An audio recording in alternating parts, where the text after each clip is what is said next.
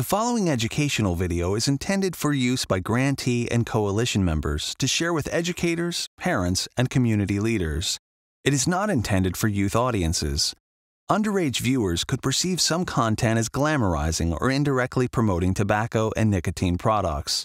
The goal of this video is to increase awareness about emerging tobacco and nicotine products, in addition to flavored tobacco products, and educate viewers about how the tobacco industry and e-cigarette companies are targeting youth.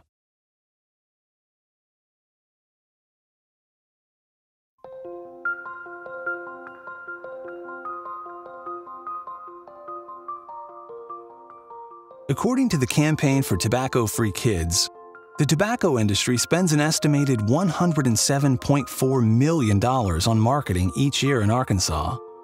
Legislation has restricted tobacco companies' ability to market their products. However, they continue to find new ways to bend the rules and innovate new products that appeal to youth. Tobacco industry documents show that the industry has long recognized the benefits of sweet flavors in attracting new tobacco users, especially kids, and increasing levels of addiction. Brought to you by the Arkansas Department of Health's Tobacco Prevention and Cessation Program, this film exposes some of Big Tobacco's efforts to recruit a younger generation of users and addresses some of the negative consequences of using products that are perceived as being less harmful than traditional cigarettes. Well, I've been in practice now about 10 years at Sherwood Family Medical Center, and I have seen a decline initially in the number of teens that were reporting smoking. However, recently I know that there's a lot more exposure to tobacco products for teens. The availability and marketing of cheap, sweet cigars has helped fuel an increase in cigar sales, even while cigarette sales have declined. According to the Campaign for Tobacco-Free Kids, between 2000 and 2013, cigar consumption increased by 114%, while cigarette consumption declined by 37%.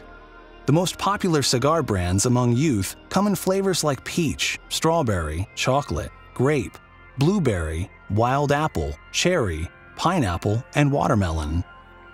The tobacco industry is using the same flavors found in popular candy and drink products to lure kids to use candy-flavored tobacco products. The 2009 Family Smoking Prevention and Tobacco Control Act gave the Food and Drug Administration authority over tobacco products and allowed it to ban candy and fruit-flavored cigarettes.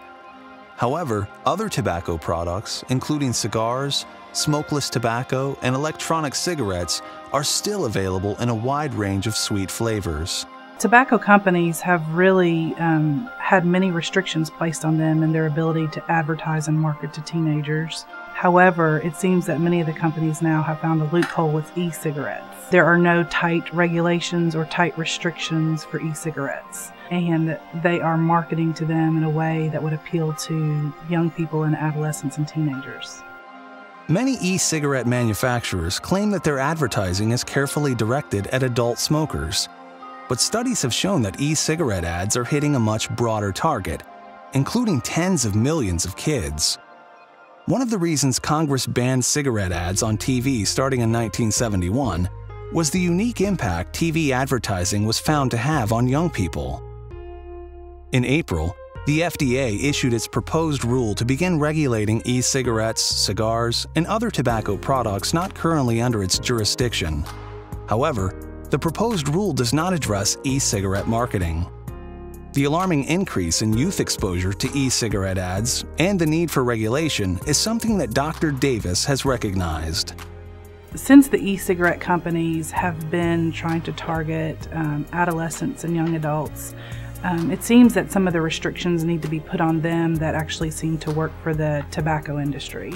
And those include limiting television commercials, increasing taxes, making it illegal to buy tobacco products under age 18.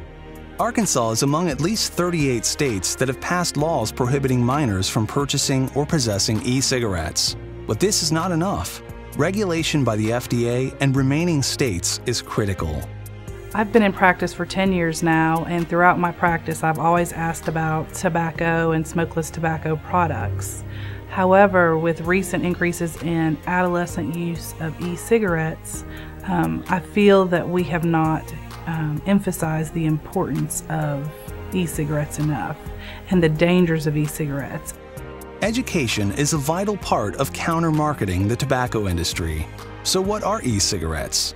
E-cigarettes are battery-operated or digital devices that heat a solution, including nicotine and other additives, and produce a vapor that is inhaled.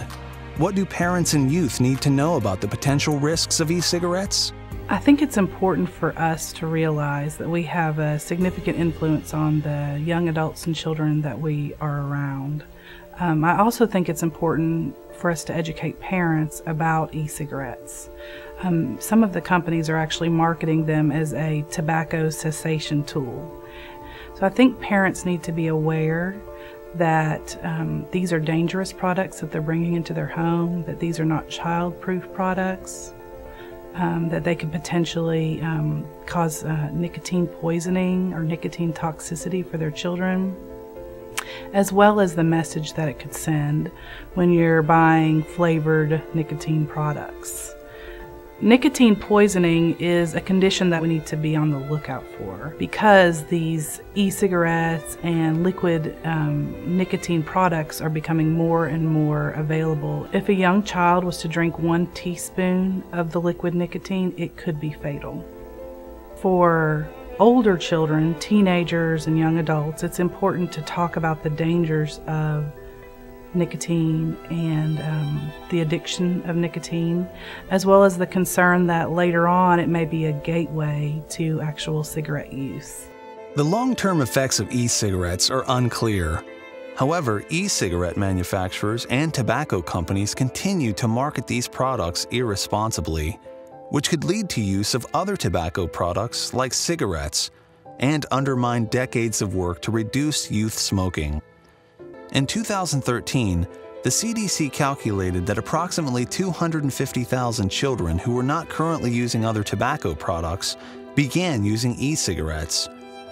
Of those 250,000 children, many who started using e-cigarettes became regular cigarette users.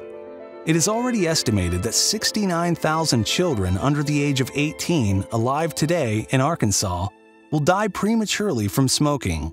Ultimately, effective regulation by the FDA and the states is needed to minimize the potential harms of e-cigarettes and maximize any potential benefits.